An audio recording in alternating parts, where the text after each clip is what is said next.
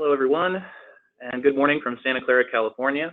If you're tuning in now, then you're right on time for Milestone's latest webinar, Digging into ADA. Thanks so much for joining us. Before we start, I need to go over a few housekeeping items before we get into today's presentation. As per usual, everybody joining the webinar has been muted to avoid any audio disturbances during our presentation. However, if you find that you have questions about any of the content as we run through the slides, please feel free to ask us right then and there by making use of the chat box on your screen. There's no need for you to wait until the end of the webinar. Just go ahead and post your questions.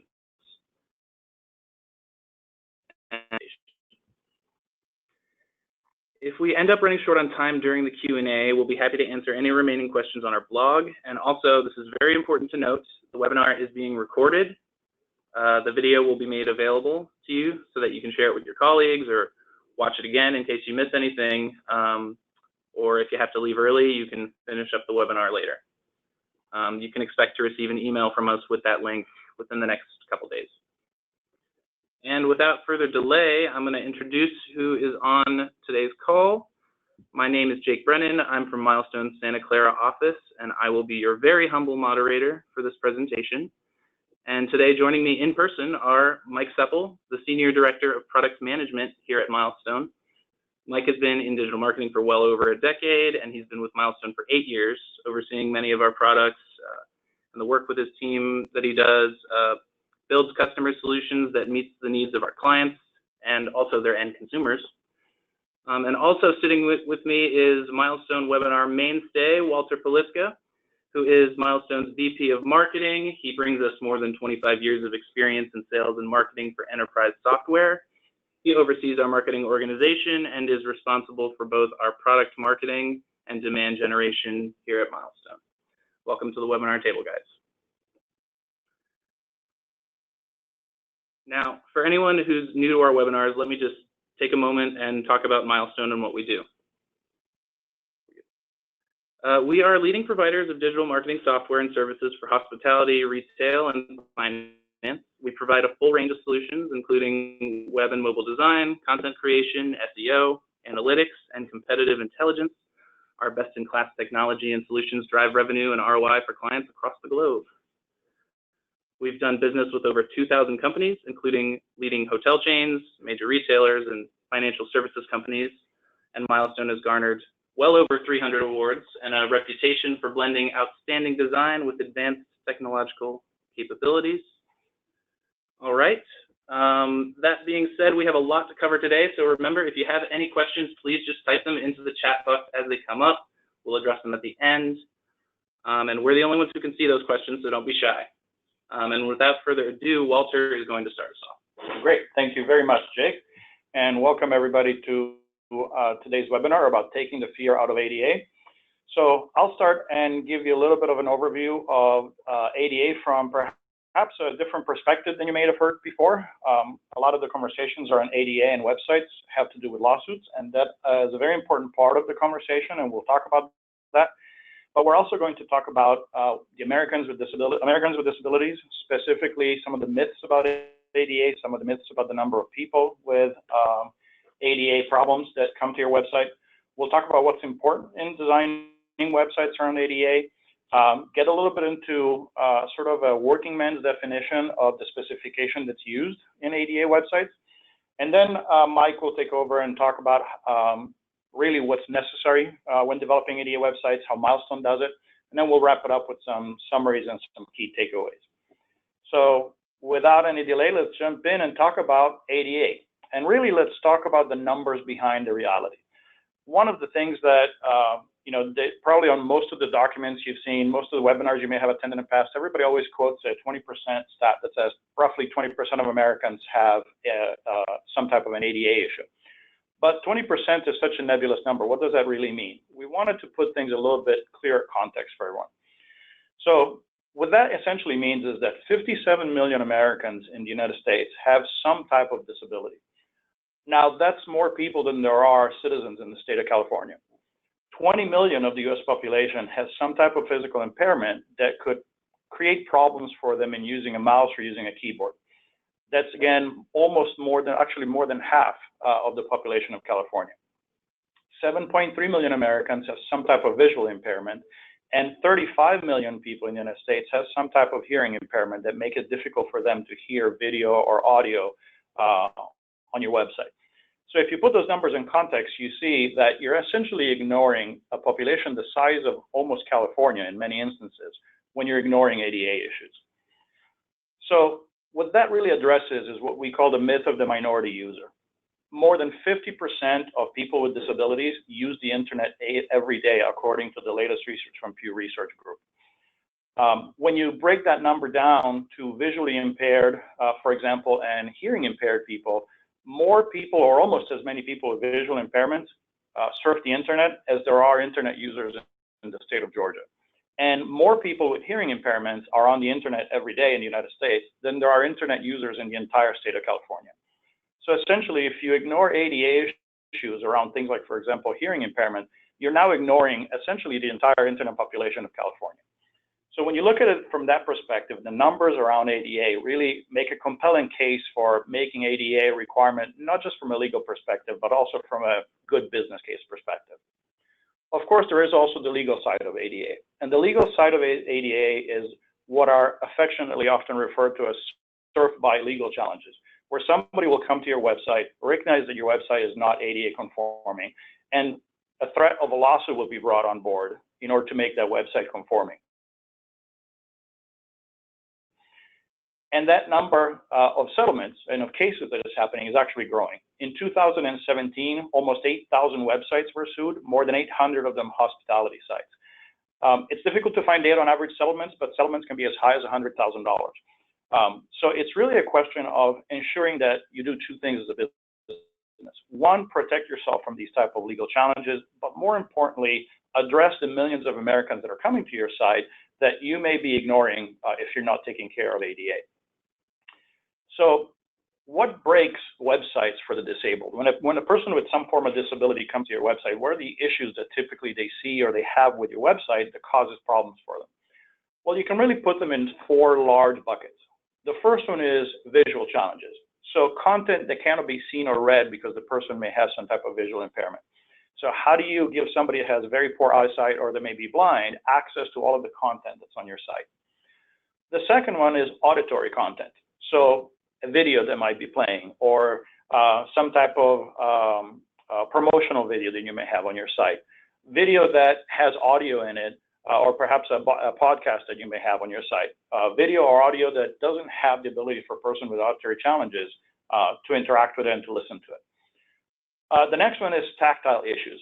So issues around not being able to perhaps use a mouse in order to work around your website. So how do you navigate a website if you're not someone that can't use a mouse or that has difficulties using a mouse?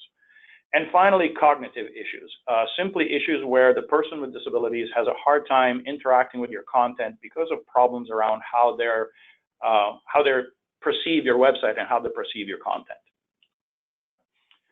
Now, before we get into the depths of building ADA websites and what it means, one of the terms that you hear a lot in the world of ADA is the infamous, what's called WCAG 2.0 A, AA, and AAA.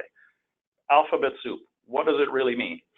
Well, the WCAG 2.0 standard was created by the W3C, the Web Standard Association. And it's really the standard that most courts in the United States, actually in all cases in the United States, have used in order to decide whether a website was conforming or not. Now, this is a very important and subtle point that we want to make on this webinar. We've done a fair amount of research, and while we obviously don't have access to all the legal cases in the United States, from everything that we have been able to see thus far, a website has never been given a judgment because of the level of conformance that they may have or may not have. The cases are always around whether a website is conforming or is not conforming. So with that, what do all of the three standards mean? You know, the three levels, the A, AA, and AAA, and how do you know which ones are important? Well, obviously, it's difficult to summarize hundreds of pages worth of requirements on a single slide, but really, the best way to think about it is this. First is, of all the three various levels, which one is required versus which ones are optional? And the second one is, what impact on your user experience does adding ADA have to your website? So the WCAG 2.0 level A standard is one that really, if you read the letter of the recommendations, is a must. You must meet the A standard in order to be ADA conforming. The AA standard is one that is highly recommended. You should meet the requirements of the AA standard. Then there's also a AAA standard, but the AAA standard is so onerous that it's really a question of under certain circumstances, for certain individual elements, it's recommended that you could, but you don't necessarily have to meet that standard to be conforming. The reason for that is if you look at the impact on the user experience, meeting an A standard has literally no effect on your user experience. Meeting a AA standard, as you'll see in a little bit when we start talking about some of the changes that are required when you make your website ADA conforming, the amount of changes that really have low impact on your user experience. You're not going to see huge impacts. Where most websites stop is if you were to implement AAA level conformity, now all of a sudden you're having huge impacts on your user experience. So let's give a practical example. For instance, to meet the A standard for color use on your website, color must not be used as the only visual means of conveying information, indicating an action or prompting a response, or distinguishing a visual element. So what they're basically saying is don't use color as the only way to communicate with people that something has to happen. Now, to meet the AA standard, you have to go one level deeper, and now you have to provide a minimum contrast ratio of at least 4.5 to 1. So it's really saying, for example, don't use a subtle gray box on a subtle gray background or on a white background because the contrast ratio is not high enough. But on the other hand, if I wanted to meet AAA, now all of a sudden I need a contrast ratio of 7 to 1. That contrast ratio is so high that now all of a sudden it greatly limits the number of colors that I can use on my website and the depth of colors that I can use on my website. And that's why when you look at the types of conformance that most companies are using, they're all focusing on A and AA, which is also why Milestone has centered and focused around A and AA conformity. In fact, A and AA conformity is what the United States government websites are designed around. So when the United States government deploys websites that are ADA conforming, they do it around the WCAG 2.0A and AA standard. So hopefully this clarifies for folks a little bit the WCAG standard, what it means, and some of the requirements around it. Now with that, what can you do to stay ahead of ADA? So at this point, let me hand it over to Mike Supple, who's going to walk us through the much more complicated and more technical details of what we do about ADA. Mike? All right. Thank you very much, Walter, and I will try to go ahead and keep this as uncomplicated and technical as possible. That being said, there are a lot of words on this screen.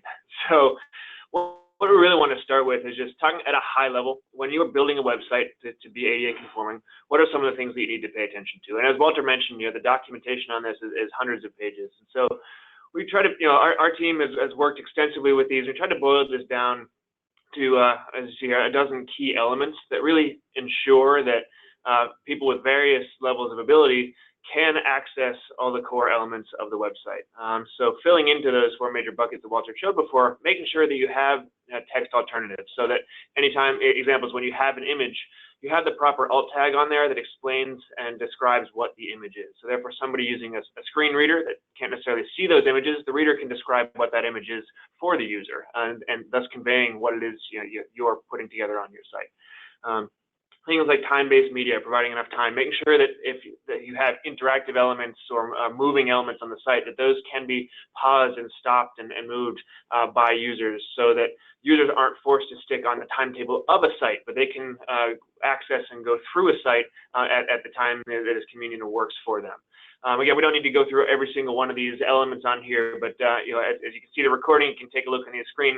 It's really thinking about the user experience and the navigation of the site, from the design to the build. Is how can people with different abilities access the content? Does the content make sense in a logical manner? Can you flow through it easily from top to bottom, find the core content elements, access and see what the text is, see what any images or videos are trying to portray, and then interact with any forms, any input, any areas where you're actually looking for user input and user engagement, making sure that's very clear and easy for all users to be able to access and interact with that content. And a key piece at the end there, that final one is sharing, is compatibility. So there are a lot of different user agents, devices that can be used to access and make websites more accessible. So you want to make sure that you understand the core functionality of how these tools work, whether they're screen readers that look at the code and help understand what's on the page, and the different types of devices that are out there, so that your site is built in a way that is accessible by those different tools, so that whether someone's navigating with a standard web browser or someone's using an accessible tool, the site still presents all of the data that you need to portray to your potential consumers and allows them to interact and engage with that site. So taking that from the purely text-based concept, I wanted to show a couple of examples, particularly getting to that myth that making something ADA conforming means that it won't be as visually appealing to everybody else. So we wanted to show that that's clearly a myth. When you approach an ADA conforming site the right way, you're really enhancing the usability for every user that's coming into that platform. So with that being said, I wanted to take a look at a website here that was recently updated to make it more ADA conforming. So we have here the screen of the original site, just above the fold. The next screenshot here we have is changes that were done to make it ADA conforming. Now, a couple of core things I want to point out here. So you'll see a few, this skip to main content blue box that popped up there isn't displaying by default all the time, nor the menu drop down from the navigation. These elements, I put them here in the screenshot, but they pop up on a keyboard command. So when a user hits the tab key, essentially when they're on this key and they navigate to the site and hit tab, immediately they'll have an option to skip to the main content, and they can start using the keyboard to access and navigate through the entire site in a very logical path, rather than having to navigate with a mouse. And so this element pops up to make it more accessible, but then isn't there for all users if that's not something that they need to be doing and navigating with the keyboard. And so I wanted to sort of layer on top of a couple of the other sort of subtle changes that were implemented here to make it more accessible. So as I mentioned, you have a skip to content. As soon as you hit tab, that appears for users. As you continue hitting tab, the different links in the page will be highlighted. You can see this underline under the history tab. And so the user can see very clearly how they're navigating through the site, which links and other clickable elements they're navigating through using the keyboard controls. And it goes through the site in a very logical sequence. So it goes sort of from the way that users read, left to right, top to bottom, cycling through the different navigation elements, making it easy to contact. You'll see the banner also doesn't auto-rotate. Make sure we're hitting on that time-based element. So it's still easy for users to click and either with the mouse or with the keyboard navigate and scroll through all the beautiful imagery you have there. Make sure that it's not auto-rotating to interrupt the flow of users.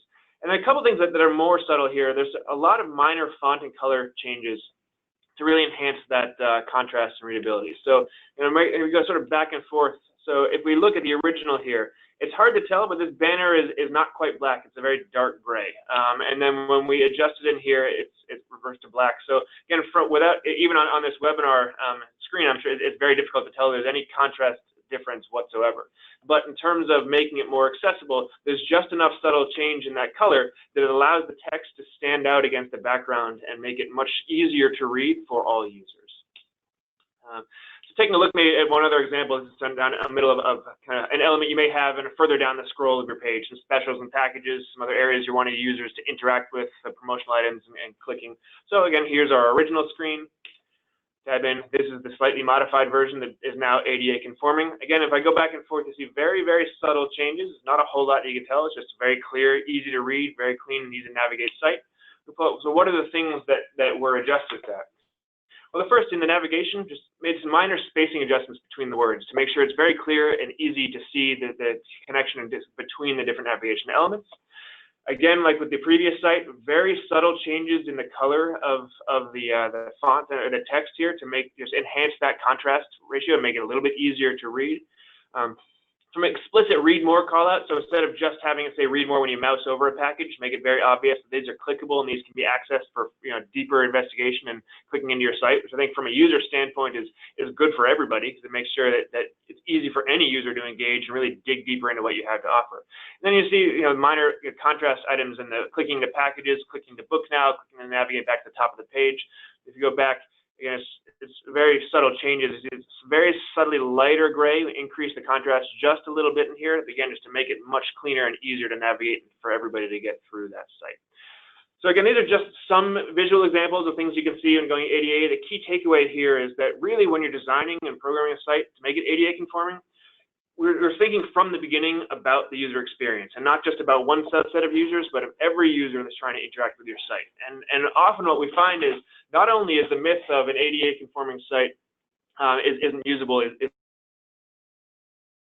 that debunked, but in many cases, in most cases, we're seeing that ADA conforming sites are actually even more usable, have provide a better user experience for all of your users, and can really help lead to better navigation, better engagement with the site, more clicks into deeper areas, and at the end of the day, better conversions for you. So getting into the process of how do we approach building a site and making sure that the site is ADA conforming. We work to make sure that we are keeping our customers and our websites sort of ahead of any challenges that may arise from these. And again, as I mentioned, that starts really from the beginning. When you're building the site and designing a site, you need to make sure that the team is aware of what are the standards to meet, and what are the potential challenges that you'll want to design for. And that way you can design a site that is still visually stunning and really appealing to all of your users, not have to worry about going back and making changes that could potentially break it. Start from the beginning with a design team that understands the constraints of an ADA conforming site, and you can really build something that's pleasing.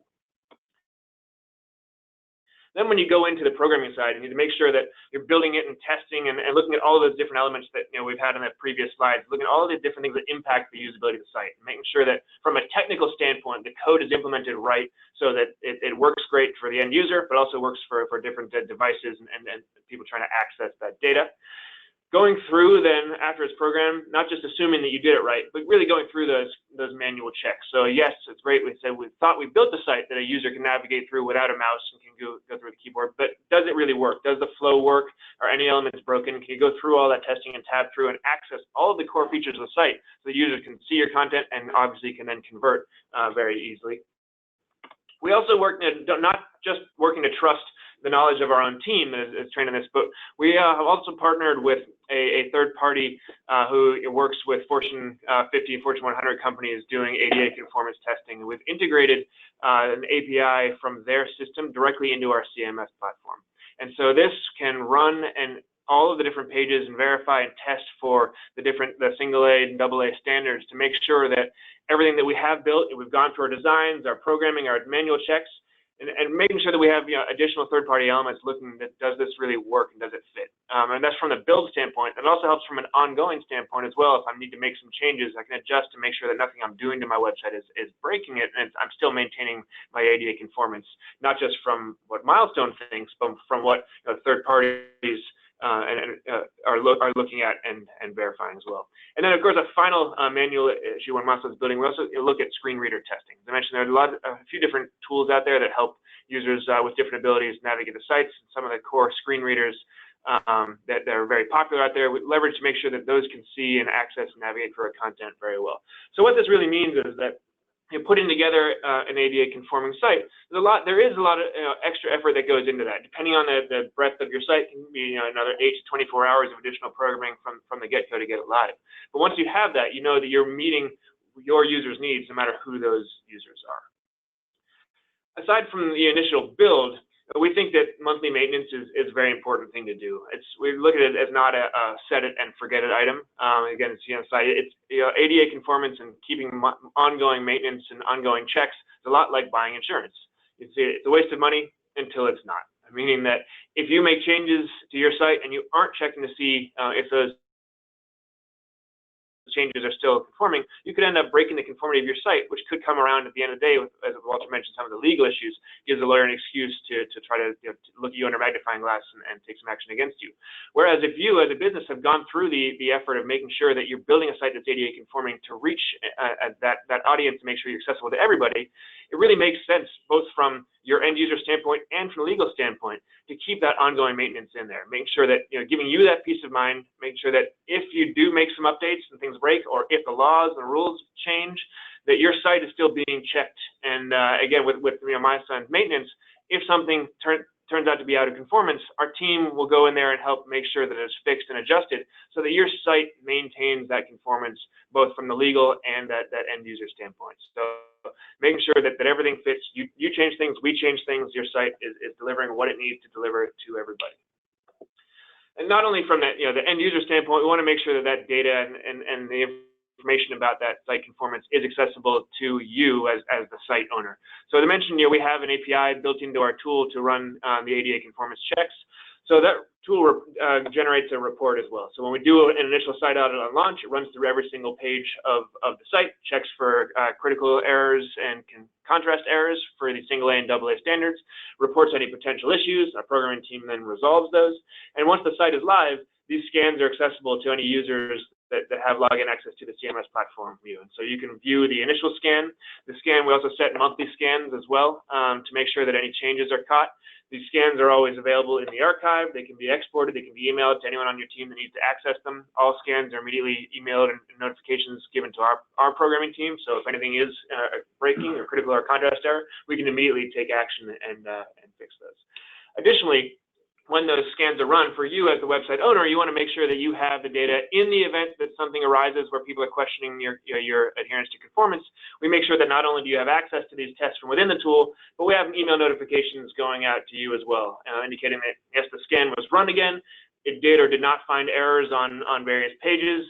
These errors are being addressed and being fixed by the tool, and then you'll receive an additional notification when they're fixed and the scan is run. So making sure that you have regular notification from the tool so that you can have that continued peace of mind without having to remember to run it yourself.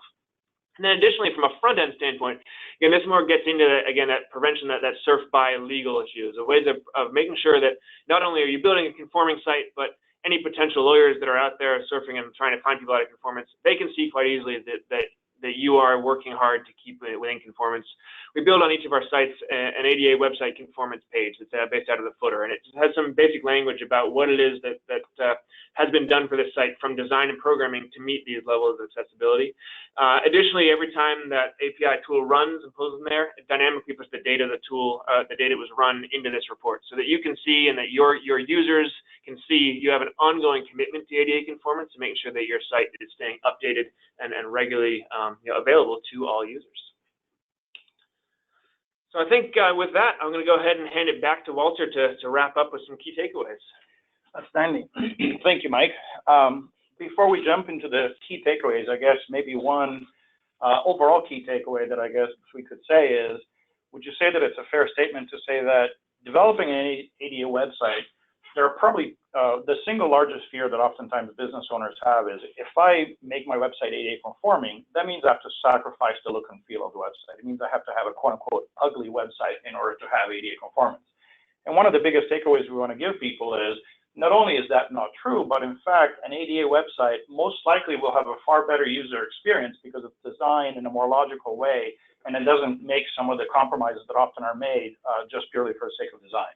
Would you say that that's a fair assessment? Yeah, absolutely. I'd say maybe that myth, the original fear years ago when people were trying to design and we had limited resources and then programming languages weren't as sophisticated, it may have been more challenging to produce those enhanced features. But with today in HTML5 coding and the level of knowledge a lot of our programmers and designers have, you can build an absolutely stunning, very high-performing site and full ADA conformance.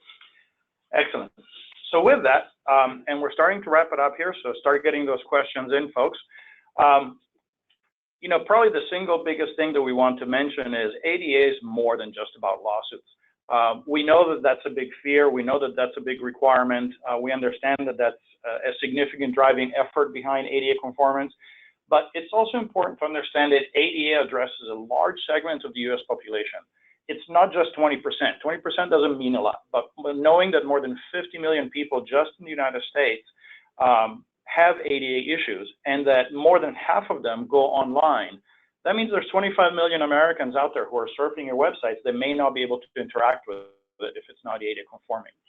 And as we just discussed with Mike, the second big takeaway is that ADA does not mean you have to get a subpar experience. That's a myth that's left over from the 1990s, where having an ADA website essentially meant that you had to have a largely text-based website. That's no longer the case. The third big takeaway is that WCAG 2.0A and AA are the go-to standards. Yes, there is a AAA standard. No, it's not necessary in order to be ADA conforming. The United States government itself is not using the AAA standard. So if anybody's out there telling you, oh, you've got a WCAG 2.0A and AA website, but that's not enough, you really need AAA. In fact, that's not the case. A and AA is more than enough. And then finally, ADA is not what we call a one and done. You don't just make a website ADA conforming and then ignore it for the rest of its existence, because anytime you add content, anytime you add an image, even doing something as simple as forgetting to put an alt tag inside your image could, in theory, make that website no longer ADA conforming. And now you've opened up a potential problem for yourself. So having some type of maintenance program on your ADA website is a big part of making sure that you're doing this properly going forward. So with that, we're now at a point where we're ready to open up for questions. And Jake, let's see what kind of questions we're getting from the audience.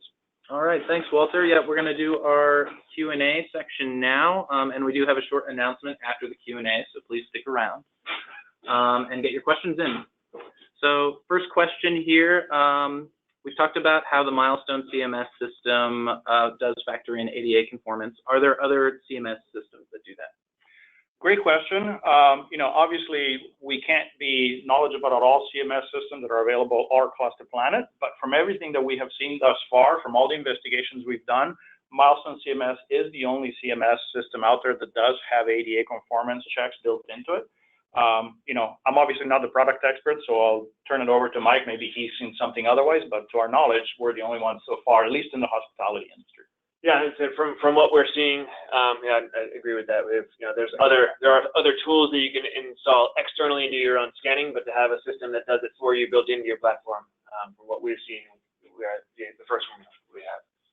All right, thanks, guys. Next question. We mentioned both automated and manual testing. Why do we need both? I think, yeah, I mean, that's a great question. And I think it comes down to there are certain things that a robot can check for and certain things a robot can't check for. So yes, the bots, the automated testing can look at, is the code done right? Are these put together in a way that is likely that it will be conforming? But at the end of the day, making sure that you go through with keyboard navigation, making sure that all of the parts of the site truly are actually accessible and that people can get into them is, is just something that you need to do as a person and do that walkthrough. So to really catch all elements, you need to look at from both the programmatic side and the side of the end user. How is it they'd be using the site, and does this actually work? Thanks, Mike. Next question here. Does making my website more ADA compliant affect my website's SEO or page ranking? So I guess first piece that I just want to make choice of wording is we want to make sure that we are using the word conforming. And the reason why I just wanted to make that differentiation between conforming and compliant is because the guidelines that Walter was walking through, the single A and double A, so those are guidelines. Those aren't codified into explicit law at this point. So you cannot actually have an ADA compliant site because there's no specific law to be compliant with, which is why, as you've noticed throughout the webinar, we've been using the term conforming. So what we want to do is make sure that we are conforming to the standards that are set there. But until it does at any point get codified into law, we make sure that we are conforming rather than compliant. So that's a quick aside on that, Christmas. But it is a great question from the SEO standpoint. Making your site ADA conforming does not mean a negative impact on SEO. In fact, in many cases, especially when you have these ongoing checks built into the platform, it can enhance your SEO because it's easy as a user to add an image and forget to put an alt tag, or add a link and forget to put a link there and an alt tag in those links.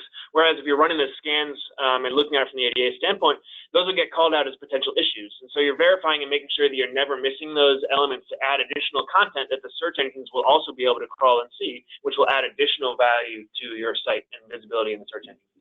Thanks, Mike. This next question I think is kind of along those same lines. When we were talking about the WCAG standards, one of our viewers was asking us about how we were saying it might have an impact on UX. They were asking, do they mean an impact for non-disabled users? Because certainly it would be a positive impact for disabled users, but what about non-disabled users? I can take that, Mike. Feel free to correct me, but essentially what we were saying there was the big issue around ADA conformance really comes down to it's that fear that everybody always has.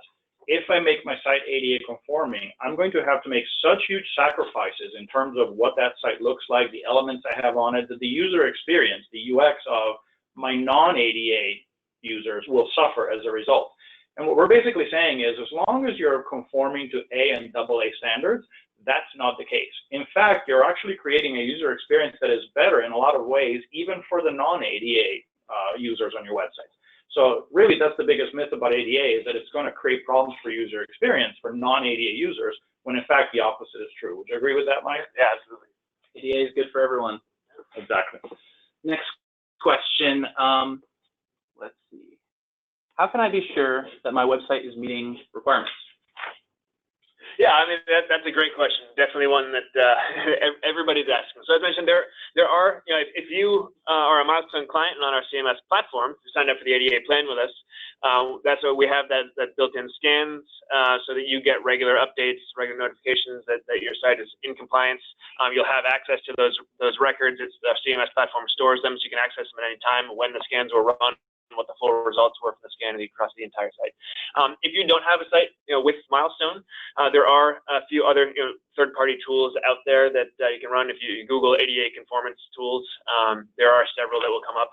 I think a thing to note is all of these tools, again, because this is conformance, not compliance, each tool may take a slightly different look and may measure things slightly differently. So if you measure your site across 3 or 4 different tools, you might get 3 or 4 different responses. So I think what you want to do when you're looking at a tool is make sure that they are looking at the WCAG 2.0 single A and double A standards, and making sure that those are the things that you are trying to build your site to, and see what they are reporting as potential issues there. And a lot of the different tools may break them into as nice to haves, good to haves, and required things. So look at that as well. What are the critical elements that are potentially breaking conformance, and what are the things that could maybe make it a little bit more conforming? And that's where you, depending on your business, depending on what you're trying to do and achieve, you can, there's some wiggle room for making the right decisions that are good for all of your consumers there. But again, there are several free tools out there that you can use to run it as a sort of one-time scans if you want to check to see how is your site today, and how much work would you potentially have if you wanted to make it ADA conforming. Thanks, Mike.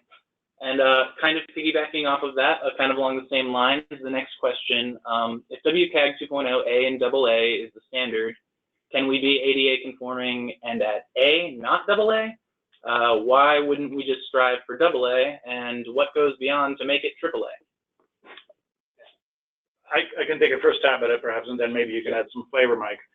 I think, kind of as we alluded to in the webinar, earlier in the webinar, the key issue around conformance is to, as Mike kind of said earlier, there is no law out there that says this is what an ADA conforming website looks like, right? In classic US government fashion, they told us we had to make them conforming, but they didn't tell us exactly what we had to do in order to make them conforming. So the courts have taken it upon themselves to use the standards that are out there, the W3C consortium has published, in order to decide what is and isn't conforming. A and AA is what they've been stressing. Those are the two tests that they've been looking at. And if you look at the requirements, to answer the question about what makes a AAA conforming, we could be here for the next 5 days talking about that, because those specifications are so extensive. But the best way to look at it is kind of the example that we gave a little bit earlier. If you think about just in something like as simple as color, the difference of a contrast ratio of 4.5 to 1 versus 7 to 1 means that you're suddenly limiting. I'm not a graphic designer, but I know from experience, you're suddenly limiting your color palette extremely by just going from 4.5 to 7.1 to 7 to 1. So, and that's just one example. So going all the way to AAA is really not necessary. And, why is it there? Well, that's a good question. I don't know. Maybe it's probably more useful from a software perspective, perhaps than a website perspective. And again, if you're building a site specifically to a particular audience, say for visual impairment, and that's your core audience, then you'll want to be able to build that site so it's entirely built to meet all of those core needs, which is helpful. I think maybe from the question of can we build a site to be just single A conforming, you definitely can. I think that the challenge there is that the single A conforming is not as stringent, which means there still may be some items that make your site difficult to use for a good portion of your potential audience. So both from a potential consumer standpoint and a lawsuit standpoint, the U.S. government has decided to build their sites to single A and AA. And so that's it seems to be a good middle point of where you can really build a very strong conforming site that is accessible and fantastic user experience for all audiences. And so I think that's really the sweet spot that you want to hit to be conforming from a user standpoint and from a legal standpoint to help hit those needs. Awesome. Thanks, guys. Next question here. One of our viewers is curious, is there a full list of all the ADA web requirements? Is that something we can make available to them? So the full WCAG standards are published online. So I think that's we probably could put a link to that in a blog post or recap. So yes, the entire regulations, again, hundreds of pages, are definitely available, and it's a public government content, so they make that available for anybody to access if you wish to peruse through and understand the standards yourself. Yes, I will definitely put a link to that in the blog post following this, and that blog post will probably also have the link to watch this video in case you want to watch it again, so just look out for that. Next question here, and we're getting a lot of good questions, by the way. Thanks, guys. So why can someone be sued if it's not the law to be conforming, it's only suggested? Great question. So, and again, Mike, you're the expert, but my interpretation of this is the law does require websites to be ADA conforming. It's just that the law does not specify what that means exactly. And so the W3C created the WCAG 2.0 A and AA standards to help people figure out what ADA conformance means, but there is no document in Congress that says this is what you have to do in order to be conforming. Is that correct? Yeah, that's a fair assessment. Yep. So essentially, it is required to be ADA conforming. That's why you can be sued. AA and AAA is how you should measure it. All right. Next question here. Are there any ADA guidelines that are specific to mobile, or how about tablet? Yeah, that's a great question. And so the short answer is the standard guidelines apply regardless of what device you're on. So that is when you're designing and building the site, you need to think through what types of interactions, or how does this code, how does this area get displayed on different devices. So the guidelines are similar, and depending on the device, but you still need to have the same things, whereas the contrast ratios need to be a certain amount so that things are legible. There needs to be enough spacing between the content blocks and the images so that it's easy to see and differentiate between the areas. You need to be able to, the devices themselves need to be able to access text alternatives to visual media. So the short answer is yes, these standards do apply to any device type. But there isn't a separate set of standards. It's the same standards documentation. You just need, as a site builder, you need to think about, are you applying these so that on any device, these are still conforming and being accessible to all. All right, that's pretty clear. Thanks, Mike. Next question here. What is the typical cost for ADA monitoring tools, and how much does Milestone charge? I can speak, we can speak to how much Milestone charges. We've actually taken the initiative. It varies depending on the type of website that you have. So I think, that's something that you can reach out to your customer success managers to inquire more about as far as the details are concerned. So it's going to vary depending on the size and scope of your site. What we can tell you is that we've taken it upon us to essentially pass those services on as close to our cost as possible, because we feel so strongly that ADA is something that we should be doing across the board. As far as how much an ADA monitoring tool costs, Mike, maybe you've had some experience with that. You've seen some numbers? Again, I think pricing will vary. There are some tools that make things available for free. Again, those usually are one-time single scans of an individual URL, and you can run them. You can't necessarily set up your own timing or scheduling for those. So there definitely is. There are free options if you have the time to sit and find and use those and scan through your site regularly. Those exist. In terms of pricing, though, for signing up for those tools, I've seen, across the board, I mean, running a few hundred, easily over several $100s a month. And that, sometimes those tools could come with then support for fixing those items as well. I've actually seen some of them that include support going to the thousands per month.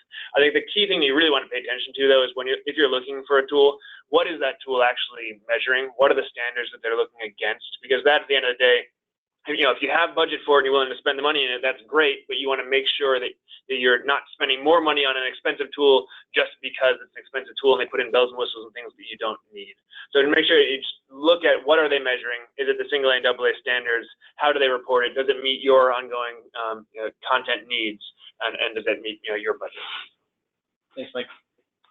Okay, next question here. Providing skip to content links, or I guess read more tabs, is that something that's mandatory?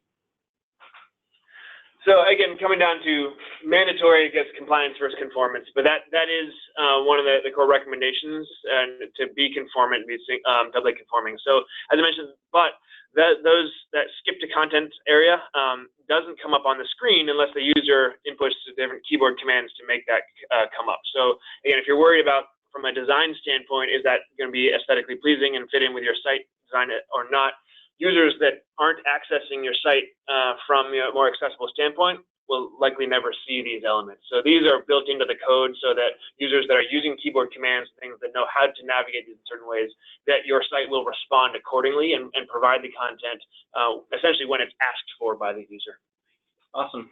Thanks a lot, Mike and Walter, for your insights. And thanks, everybody, for all these great questions. If there was anything that we couldn't answer, we will get back to you on that. So don't worry about that. And then I think we have one last thing that Walter would like to tell us about. Absolutely. Thank you, Jake. So, you know, the one last thing that I wanted to mention, as those of you that are Milestone customers know, every year Milestone hosts its annual Engage conference for both customers and also for companies that are not necessarily customers of Milestone, but are interested in participating and joining us. In 2018, we're holding it July 25th and 26th, and here in Santa Clara, near our corporate headquarters. And this year promises to be by far and away probably the best one that we've ever had. We're very honored to have people like Chip Conley be keynote speakers, Dr. Sashidhar Thakur from Google, as well as Greg Sterling from the local search association. And for everyone who's viewing this webinar, we are offering a promo code to save $150 off of the standard $695 charge to attend per person. So just use promo code ADA when you sign up at engage.milestoneinternet.com. So just go to engage.milestoneinternet.com and register and use your promo code ADA to save $150 and join us in July. Awesome. Yeah, Walter and Mike and I will all be there. So we hope to see you there. Promo code ADA. And I think that's about all we have today. Thanks so much for joining us, everybody. Great webinar. We'll see you all later.